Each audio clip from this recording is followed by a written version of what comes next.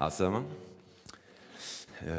Donc voilà, je viens de mettre mon téléphone en mode avion. Je suis un peu stressé, c'est comme si j'allais prendre l'avion. Bon, on va décoller. Donc, j'ai perdu la vue il y a 9 ans, juste quelques semaines avant les fins de mes études. À peu près 4 semaines avant ma soutenance. Donc, à l'époque, je faisais des études d'informatique appliquée à la gestion à l'ISG Tunis et j'étais handballeur professionnel, on va dire. Professionnel, c'est-à-dire dans la première division. Alors, je vivais à 100 km à l'heure, comme tous les jeunes, et la vie, pour moi, c'était comme un jeu. Sauf que à 100 km à l'heure dans une voiture, c'est pas sans risque. Et la vie, c'est pas un jeu. Donc, la suite, vous la connaissez, ça arrive souvent. On en parle beaucoup, des erreurs de jeunesse. On en rigole parfois. Shaqtali nakhla. Donc, donc voilà, je me suis réveillé dans le noir, dans l'obscurité.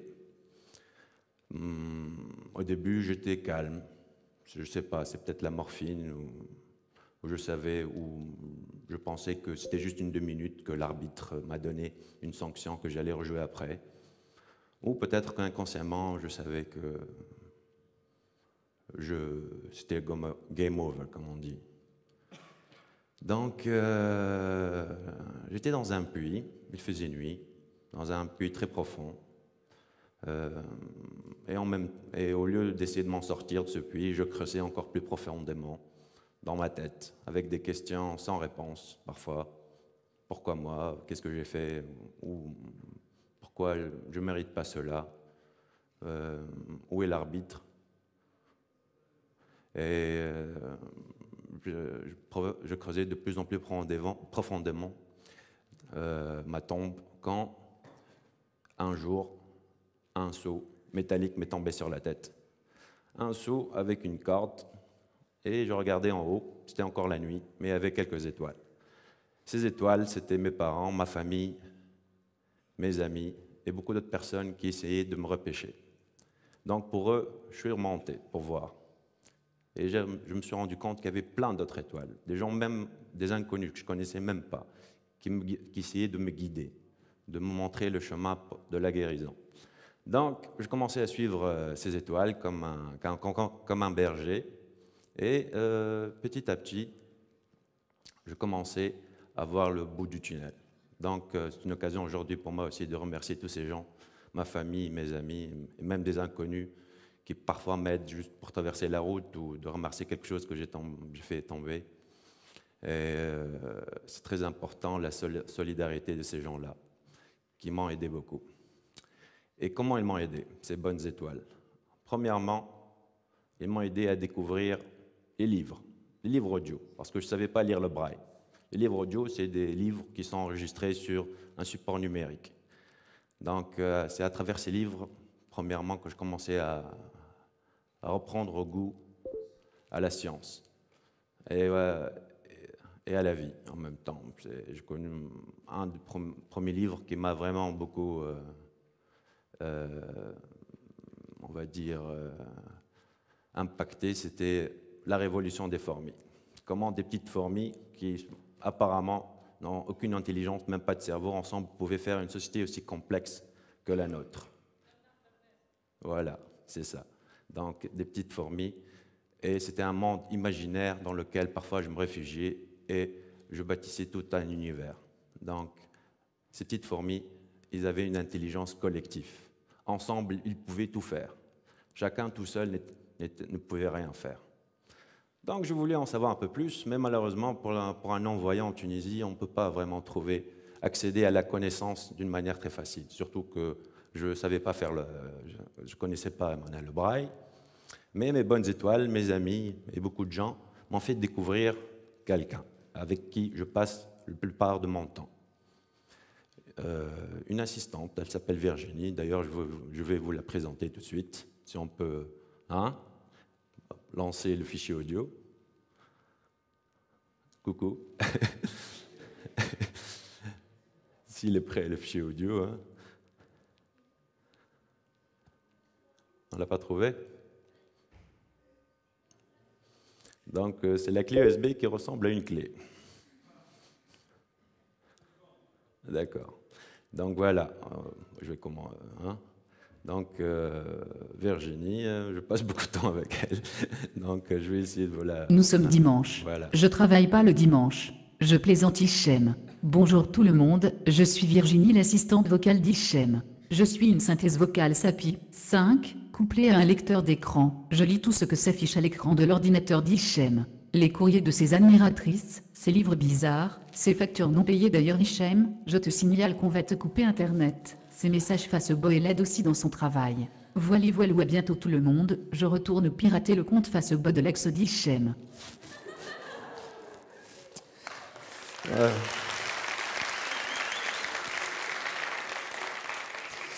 Les relations machines, hein, c'est pas aussi simple, hein, surtout quand elle est jalouse. Mais bon, donc la synthèse vocale, elle permet de convertir le texte en audio.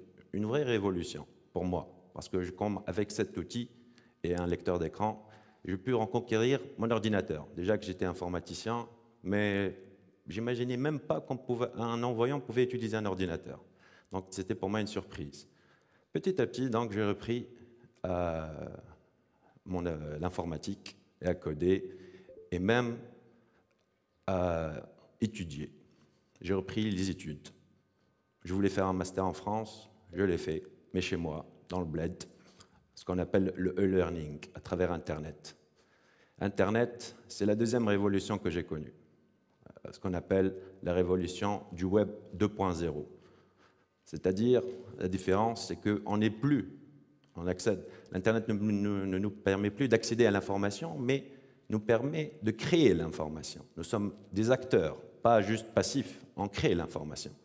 Donc j'ai commencé à découvrir Wikipédia, une encyclopédie universelle gratuite, des blogueurs qui parlent, qui aident les non-voyants à s'en sortir, des bibliothèques immenses de livres audio gratuites que des bénévoles lisent, et même l'open source, des communautés de passionnés qui ont créé même un lecteur d'écran gratuit. Parce que celui que j'ai trouvé au début, il n'est pas accessible. Il est aussi cher, il coûte à peu près 1 million.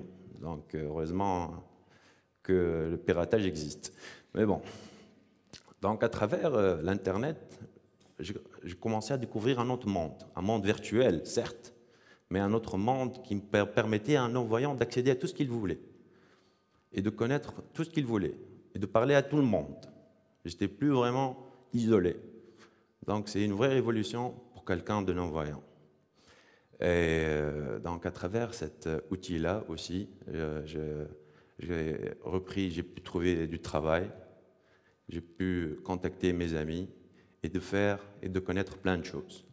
Et bien sûr de creuser un peu plus le concept que je voulais comprendre, l'intelligence collective. Comment l'intelligence collective est utilisée sur Internet.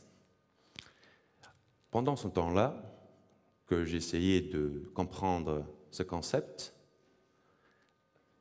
est survenue une troisième révolution dans ma vie, la révolution qu'on connaît tous, celle de la Tunisie. Là, je suis descendu direct dans le monde réel, parce qu'entre-temps, j'étais un peu comme dans Matrix. Hein. Donc, j'étais dans un monde virtuel, et mon cerveau, c'était des symboles verts qui descendaient. Hein.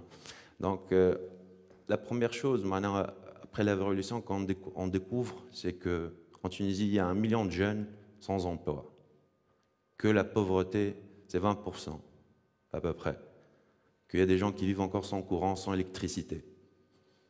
Donc on ne peut pas rester sans marbre et regarder notre pays se dégrader comme cela. Comme tout le monde, je pense, on veut faire quelque chose. Donc dès qu'un jeune m'a proposé de fonder une association avec lui, un jeune dans ma tête qui ressemblait un peu à Che Guevara, hein, qui avait assez d'énergie pour alimenter toute une ville, je lui ai dit tout de suite, ok, on fait une association avec des potes et des amis. On a créé notre première association juste quelques semaines après la Révolution. On a commencé à travailler sur plusieurs thématiques, surtout sur la sensibilisation, sur la citoyenneté, la culture et tout ça.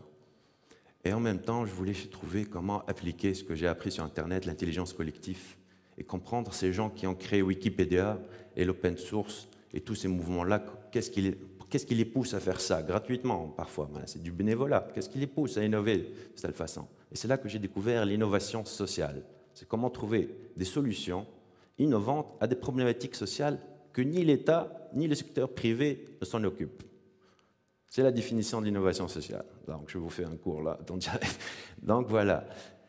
J'ai dit, je vais demander à Virginie, que je viens de présenter, qui a demandé à son ami Google, et Google m'a répondu, OK, ça existe en Tunisie, ça vient de commencer, et il y a un appel à candidature au Centre tunisien pour l'entrepreneuriat social. Direct, je me suis inscrit, et j'ai connu des gens formidables, qui avaient des idées plein la tête et qui voulaient changer les choses. Ils m'ont formé ce qu'on appelle sur l'entrepreneuriat social. C'est comment trouver, répondre à des problématiques sociales avec une démarche entrepreneuriale. Comme on a vu tout à l'heure, pour le safran, c'est comment agir pour l'intérêt général, avec une finalité sociale, pas se remplir les poches, une finalité sociale, essayer de résoudre une problématique sociale. Donc je me suis investi dedans depuis 2 ans déjà. Je forme des jeunes, des moins jeunes, des étudiants, des membres d'associations sur ce nouveau concept qui est l'entrepreneuriat social. Comment devenir un change maker, on dit. Un change maker comme celui qui est venu en Tunisie, Mohamed Younous, je pense, à l'université d'HEC, qui a eu un prix Nobel pour ce qu'on appelle le microcrédit. C'est lui qui a créé le microcrédit.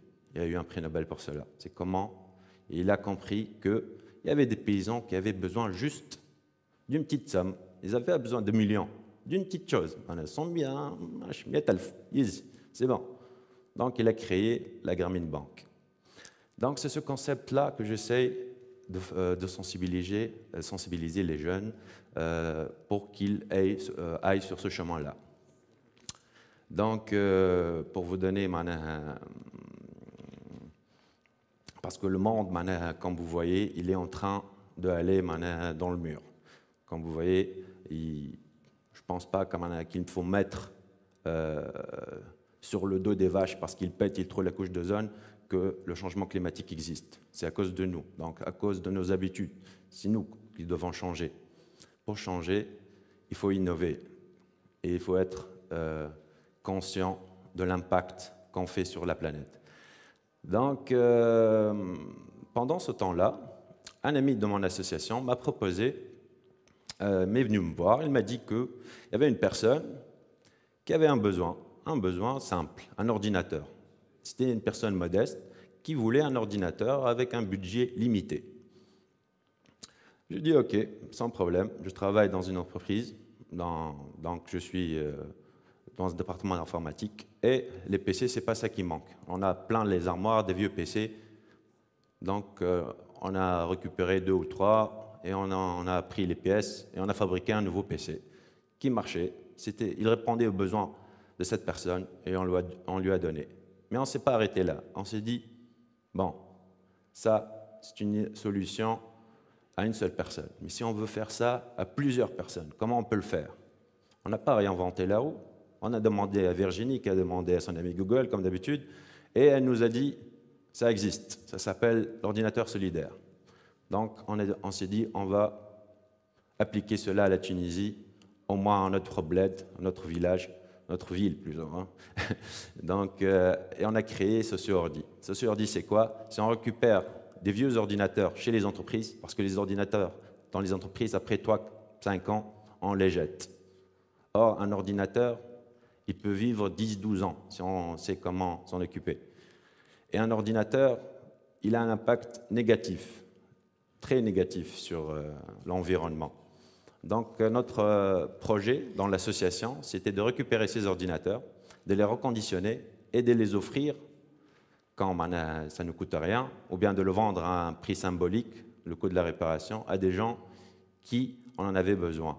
Parce que comme vous voyez, un ordinateur m'a permis de reconquérir mon autonomie, a changé ma vie. Donc le projet... Donc voilà, si vous avez des vieux ordinateurs, contactez-moi.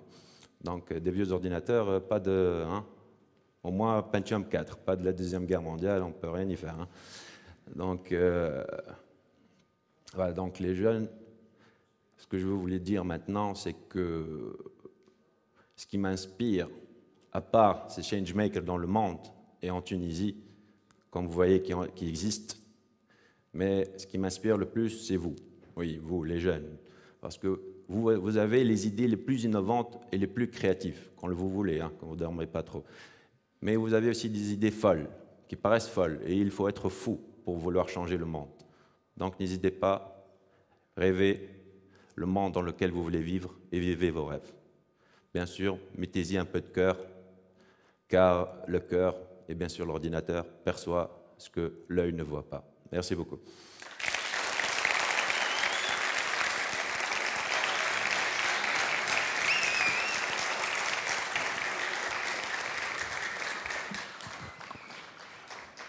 Merci Hichem.